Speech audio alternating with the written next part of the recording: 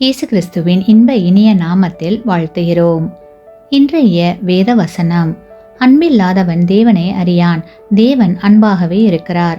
1 யோவான் 4:8. Today's Bible verse: He who does not love does not know God, for God is love. 1 John chapter 4 verse 8. ஒரு பொருளை வாங்கும்போது அந்த பொருளின் மீது குறிப்பிட்ட நிறுவனத்தின் பெயர் இருக்கிறதா என்று பார்க்கிறோம். அப்படி இருந்தால் அந்த பொருள் நீடித்து உழைக்கும் என்று நம்புகிறோம்.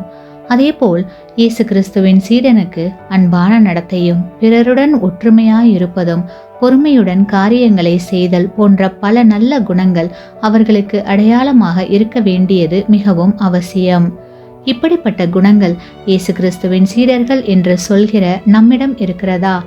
சற்று சிந்தித்து பாருங்கள்.